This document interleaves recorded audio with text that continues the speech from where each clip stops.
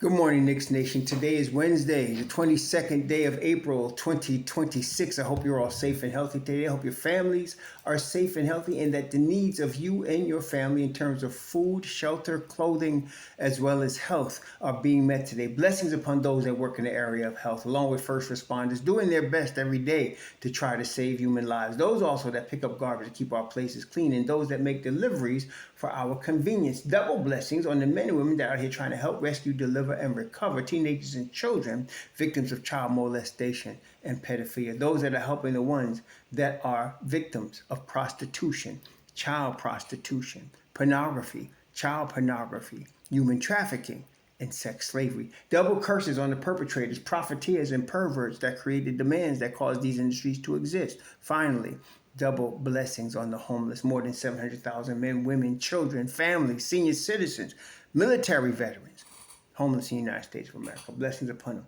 for theirs is the kingdom. Well, this is the way it works for Knicks Nation. For Knicks Nation, everything in the playoffs is important. But ground zero for Knicks Nation is wherever the Knicks are. So for the last two games, it's been Madison Square Garden, and tomorrow it's going to be in the ATL. That's ground zero. But everything around the Knicks in the playoffs can affect the Knicks in that who the Knicks might play next. Okay? Now, the surprise, to me, the biggest surprise last night, the Philadelphia 76ers beat the Boston Celtics in Boston last night. That was a shocker. I wasn't going to watch the game because I just thought Boston was going to roll all over these guys. 4-0 done next. I'm turning on I was turning on what game was it? I think it was the Nuggets. No, it was, I think it was Lakers Rockets. One of them games, I turned that game on. And when I turned it on within the first 30, 60 seconds, the announcer said, and Philly is up 13 on Boston. I said, what? I said, what? Actually, I was trying to find the Mets game, and the TV came on to the NBA channel, and that's what it said. And I said, wait a minute, maybe it's the opening first quarter, and they just got an early lead, but Boston going to come back and beat them. Not that I want to root for Boston. And so I turned on the game. It was the third quarter. And I'm like, oh, shoot. And I'm watching, and even I'm watching the third quarter. And I watched the game to the conclusion, but I'm watching the third quarter, and I'm like, Philly was playing scared. Like, it's the first time I seen Maxey look human and Edgecombe look like a rookie. Okay. And they were winning this game. And it's the first time I seen Jaylen Brown this season didn't look like Superman. I was like, holy crap. You see, brethren, the playoffs, the 7-game series, as I mentioned many times, always shows you who's the better team. It always shows you. That's why the NBA, in a very intelligent fashion, made it a 7-game series. The better team will win all the time. And again, injuries affect which team is better. Sometimes your team could be better, and then it gets an injury to a Julius Randle or a Jalen Brunson. And then your team is not better because now you're missing a very important piece. But given everybody being healthy, all things being equal, the better team wins. So I'm watching the Sixers beat, really, they put it to Boston last night. And Boston couldn't hit some of the jumpers they live by. Pritchard was still tough. Derek White was still tough. But Sixers were up in them, man. And the thing is, I still think the Sixers are a mess. But I'm giving credit to Nick Nurse dealing with the recipe he's got. He got the ingredients he's got, and he's working with them. I still think they need to get rid of Joel Embiid, who has no place in this series. And then they need to build around Maxey, Edgecombe, and Grimes and move on from life. Kelly Oubre, though. Kelly Oubre is a journeyman. Former lottery pick out of University of Kansas. I didn't like his natural when he came out, and I still don't like it. But his game is tight, and he was really balling yesterday. And so he's never going to be a superstar because he's at what he is. He's at the point of his career where he is, which is pretty good. But he's a good plug-and-play guy on the playoff team. And he's working out well here with Philly. And yes, they put it to Boston last night. They put it to him. Was it? No. Yeah. And they put it to Boston last night, man. I was like, wow. So now Look here. The Boston-Philly series 1-1. The Knicks-Hawks 1-1. The Magic are up 1-0 on the Pistons. The Thunder are up 1-0 on the Suns, not unexpected there. But the Lakers are up 2-0 on the Rockets. No Austin Reeves, no Luka.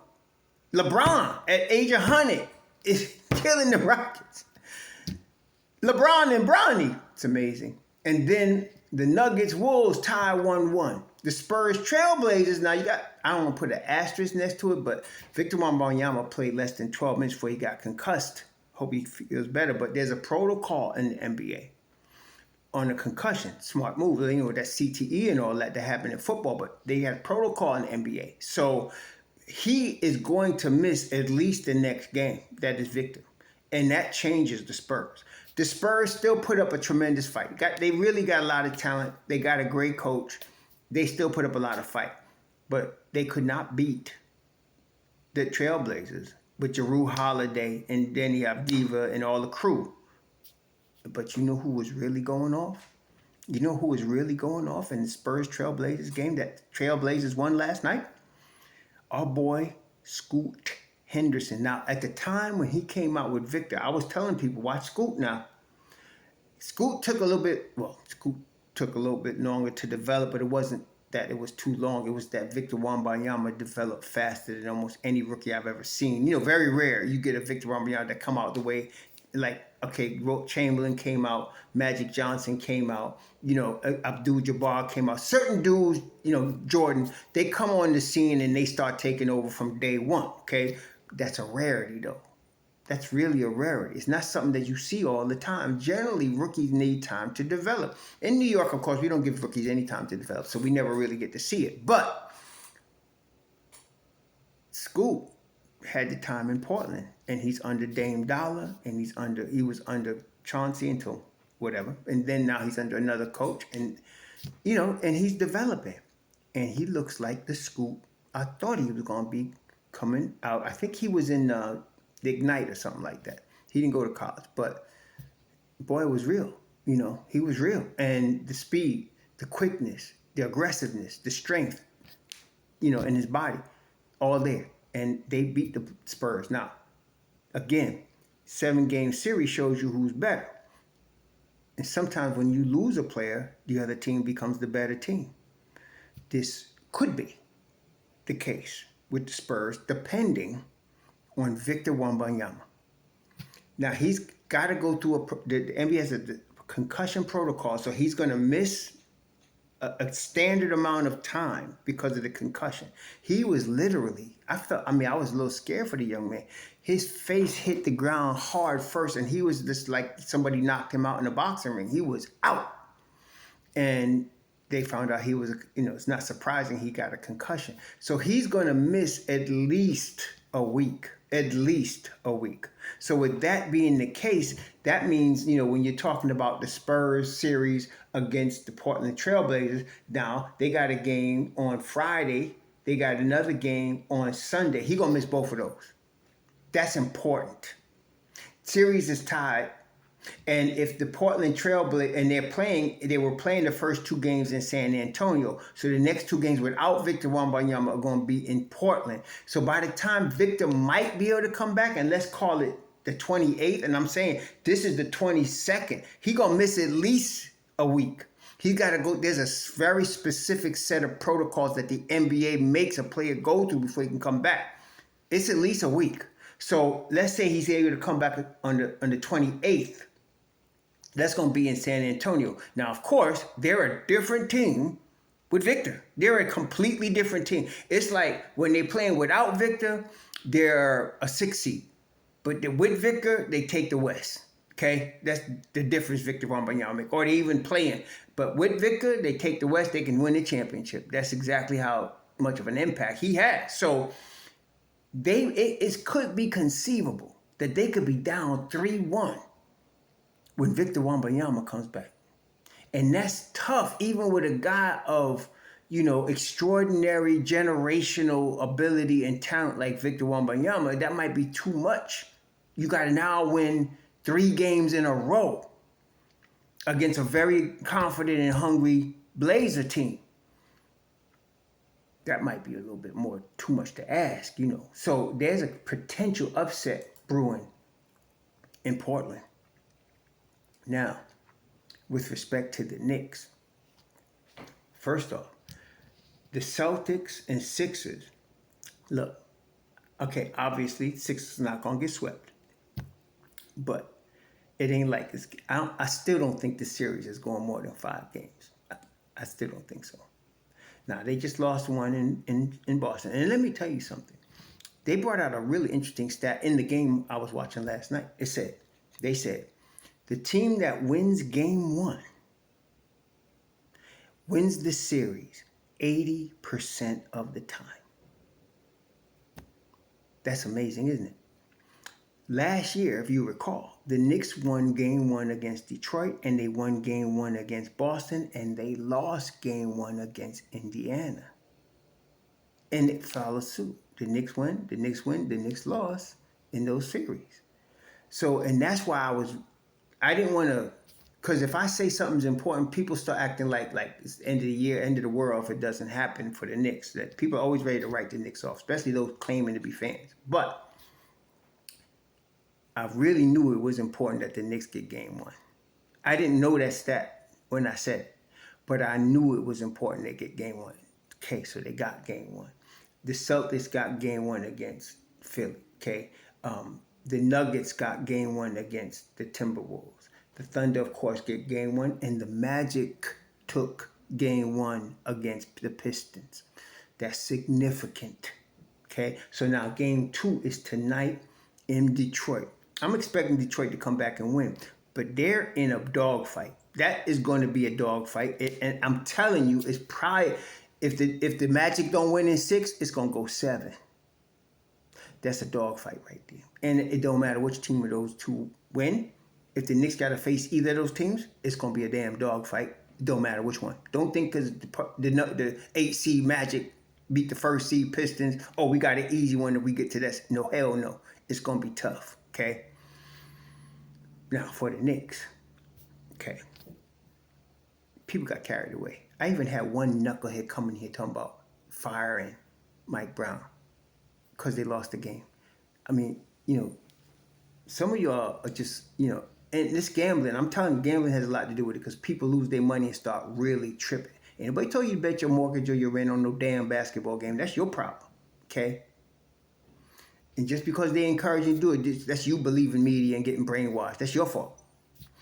People get stupid, man. And talking about rain, somebody's going, how do we rein Brunson in? Brunson ain't crazy. See, this is the thing. Brunson can cost us a game, right? But he can also win us games. And when he costs us one, people don't remember how many he won for you. Or it's like the people that hate McCall.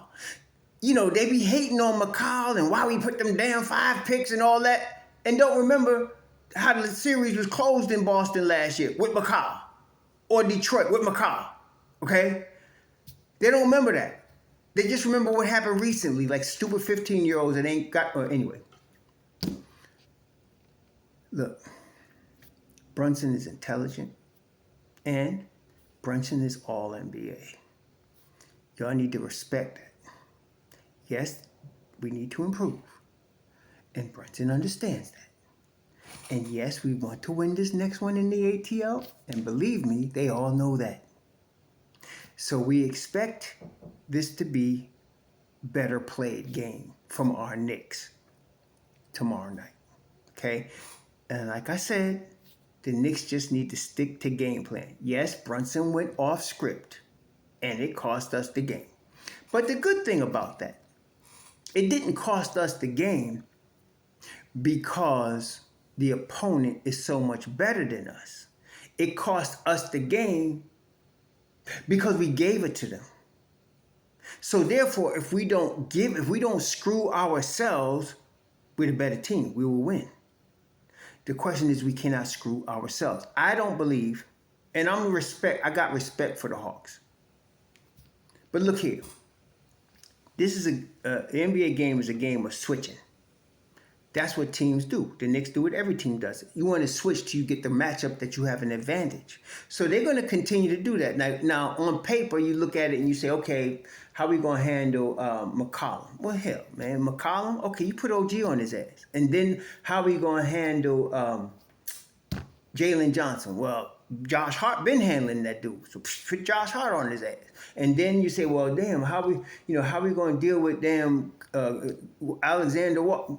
Put McCall on his ass. That locks it. And then when it's time, put Deuce on his ass. That locks that up. But they don't stay like that. They keep switching until they get the matchup they want, till they get McCollum with Brunson trying to guard him. That's what they do. So at the end of the day, Brunson might be guarding Onyeka Okongwu, which is probably, that's what the Knicks were doing. They had Karl Anthony Towns guarding Dyson Dance because Dyson Dance can't hit the broadside of a damn barn. So we, great defender, playmaker, strong to the hole. But you let him shoot the three and we in good shape, okay? But so you put Cat on him, and then Onyeka is only killing us from the three-point line. You put JB on him. But it ain't going to stay like that. They're going to let JB get to whoever the hot player is. And the hot player for them right now is CJ McCollum. So we got to figure out a defense that when we get CJ isolated on JB, you got to have enough help, and he's going to need help, that this is where really good, and all the teams in the league right now that's still playing are good. This is where really good teams show themselves. You got to be able to help while getting back to your man. So whoever's guarding Alexander Walker on the strong side of the floor, and CJ's got the basketball.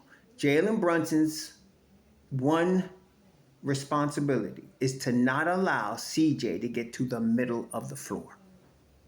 That's his only responsibility. Don't allow him to get to that one place, which means if you're on the left side of the floor, CJ's going to his strong side, to his right. Okay, fine. But he's going outside. And whoever's in that corner has to help on CJ. And JB has got to get his little ass back in front of the play, okay? And it's got to happen within split seconds. This is why they do that shuttle run, when they do the camps. This is where it comes in. So if it's McCall guarding or it's Deuce, they got to step up fast, plug in that spot right there so that CJ can't get by him. CJ's going to look for the open guy, which is going to be the guy in the corner. And if you give a Alexander Walker, a Jalen Johnson, you give him that shot, they're going to hit that shot, okay? And you can even get back, and they still will hit that shot. This is the league. But they got to get back and close it out, okay? And they got to do it fast.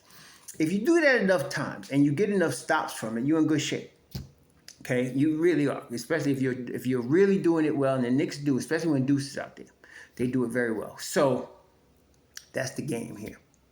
Okay, and secondly, what you want to happen, we know McCollum is right-handed. So you want this whole scenario to play out on the other side of the court, where he has to go left. Okay, where when you're stopping him from going right, you're preventing him from getting in the middle of the floor. That's the key thing here. Brown put that in after an All-Star break. Pushed them to, and I don't even know why he didn't put it in the beginning, but it's irrelevant. Push them to the outside. Push them to the sideline. Do not allow them to come down the middle of the floor. That's what you got to do. Do not allow. And that's where Boston is tough, because Jason Tatum can break up just by himself. He could break up a whole defense, come right down the middle of the damn floor and flush it on you. Brown has done it too, but Tatum is elite at that. But anyway, you got to cause McCollum to go left. So what you want to do is you want to try to play the switches. They're going to switch. But you want to make it so that they get to that other side of the floor where when McCollum does get the ball and he's going to try to take JB off the dribble, he's got to do it to the outside going left. Okay? And you got to have help on that side. And he's got to help and get back. And there's a big chess game going. The guy in the corner, he's waiting for the jump shot. Okay? He's waiting for McCollum to get in the ball so he can hit that three-corner. If you close it out fast, the guy in the corner he could break to the basket and get a backdoor play, which is that's a whole different another set of things that happen, shift into the whole defense. That's another set of things. But that's the game within the game. So that's what the Knicks have to do coming up. Josh Hart has done a tremendous job on Jalen. Jalen Johnson is, in my view, their best player. And he does everything. He can shoot, he can pass, he can rebound. He can play defense. He does everything. He's a really, really talented NBA basketball player. So Josh has been doing a tremendous job on him. He's bigger than Josh. He's like 6'8". And Josh's been doing a tremendous job on him. So let's let Josh guard him. And Josh can stick with him. But when they start doing all that switching, see, if you had Jalen Johnson and you had JB and they on the outside, I'm very confident Brunson could stay in front of Johnson. Because Johnson, as big as he is, as strong as he is, on the outside, Brunson is just quick enough to stay with him. The only guys that we're really worried about in that scenario, when they get one-on-one, is McCollum, because he's quicker than Johnson. He's more athletic than Brunson. He could deal. And then, of course, Nicole Alexander-Walker. Small also, quicker also, handle also, get to the basket also. So both of them cats are the really ones we're worried about. Jalen Johnson, even Atlanta don't want him being switched on that outside thing, because he's not going to be able to really do business like that. Josh Hart could really do business on him and has been.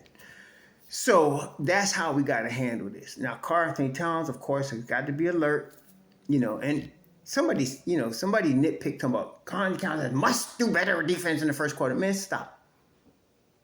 Towns' defense has come a long way. That's part of the reason for our success. He's really improved on the defensive end. He's not going to be Bill Russell, okay? But he really is improved on the defensive end enough to help us win these ball games. And offensively, they still don't have an answer for him. So, of course, the Knicks have to get him the freaking basketball. Jalen Brunson, and he knows that. Now, the beginning of somebody said, well, how come Jalen Brunson and Karl-Anthony Towns weren't connecting? I'm like, in my mind, I'm going, what's wrong with some of y'all? For 3 quarters, they were. It was the 4th quarter where Brunson decided it's just going to be him. That's all. And the Knicks were beating them for 3 quarters. Knicks were beating them for more than almost 4 quarters. It was the last 3 minutes of the game they took the lead. 2 or 3 minutes. So it wasn't like the Brunson and Cat wasn't connecting. They was. It's just that Brunson decided it's going to be his in the last 3 minutes of the game, and that cost us the game. Believe me, Brunson knows this. Okay? So we'll let them figure that out. But defensively, that's how Atlanta going to come at us. And if they can play the game I just told y'all, the game within the game with McCollum and Alexander Walker and Brunson, that's the key to the game right there. Keep them going outside. Don't let them come down the middle of the floor. I'm not worried about it when Deuce is in the game and when Shaman's in the game. I'm not worried about it because they know what to do and they got the ability to do it. But our boy Brunson, though, so he's got to do that. Force them outside. That's his only job. He ain't got to even contest on a jump shot. He has got to force them to the sideline. That's our best hope, especially going to their left. Force them to the sideline. See, some cats, like Ant Edwards, left, right, he'll take you equally with either hand. It ain't like he needs one or the other. Whereas a guy like Brunson, he going to fight to get that left hand. These guys, most guys, right-handed guys, want their right hand. So if you can get them to force them to the left, stop them from getting in your paint through the middle, you got a good shot. Okay, you got a good shot. So it's the game within the game. So the Knicks, having won game 1, are 80% favorite to win this series. We can't take it for granted. And believe me, Brunson and Hart and crew are not. So they'll be ready for tomorrow in the ATL. In the meantime, let's hope the Sixers just keep battling the Celtics for as long as they can hold out. Let's hope the Magic beat the Pistons' ass. And then, of course, I am surprised. The Lakers are better than we think, beating the Rockets without Luka and without Austin Reeves. I mean, that's scary. So they up 2-0. They're going to take that series. The only question is how many games. The Thunder going to absolutely take the Suns over, and that might be a sweep. Game 2 is tonight, so we'll see. And it looks like the Trailblazers, if Victor has to be out a week, which I'm telling you he does, they could take the Spurs because they have no Victor. Okay? Juju and them is tied. So that's going to be a series. That's going to be a battle. So coming out the West right now, you got to favor OKC the way it looks in the Lakers because it looks like they're the strongest. You can't sleep on Juju and them, and you definitely can't sleep on old Joker and them. So it's going to be a series. But I'm going to tell you what, the Knicks match up with all of them. But I'm going to tell you, the hardest matchup ain't the Thunder for the Knicks in the West. And it's not the Spurs. We can play with the Spurs. We've already shown that. It's the Lakers. It's the Lakers. They got the weapons of Reeves and Luka plus LeBron. And they got enough from Ayton and they got enough from Jackson to handle whatever they got to do on the. That's the toughest matchup for the Knicks in the West right now. It ain't the Thunder, it ain't the Spurs, it ain't the Nuggets, it ain't the T-Wolves. It's the Lakers. And by the way, the Rockets did like a lot of teams do, which I wish some of y'all would not do anymore, which I'm sure you're going to anyway. They thought they could just spin the dice with Kevin Durant and just turn everything around. Wrong. See, if you look at Kevin Durant's career, really look at his career, the best chance he got to become, he's a generational talent, but to win multiple chips was when he was with OKC, when him and Westbrook and Harden were on that team. They could have won a couple of chips, but he didn't have the heart to stick with it. He goes running to Golden State and wins a chip with a team that didn't need him to win a chip. Then he leaves, and guess what happened? When he left Golden State, he comes to Brooklyn. Brooklyn, no. He leaves Brooklyn, goes to Phoenix. Phoenix, no. He goes from Phoenix to the Rockets. No. In every move he made, we got everybody in Knicks Nation. We must get Kevin Durant. No, we don't. He's a loser. Only reason he won, he need to be thanking Stephen Curry. He need to be thanking Draymond Green. Okay? He need to be thanking Thompson. That's why he won. They didn't need him. In fact, Draymond Green let him know that. We could win without you. They set the record for most wins in the seasons without Kevin Durant. So Kevin Durant is an example, a cautionary tale, if you will. Do not just flower big names and think you can just get one and win a chip. It don't work like that. Ask the Rockets. Ask the Suns. Ask the Brooklyn Nets. Same with James Harden. Anyway, y'all enjoy your Wednesday. Tonight's a big game for the Pistons. They better win tonight. Can't lose 2 at home and think you're going to win the series. They got to win tonight. And then tomorrow is our team, ground zero in the ATL. We'll talk then. Shalom.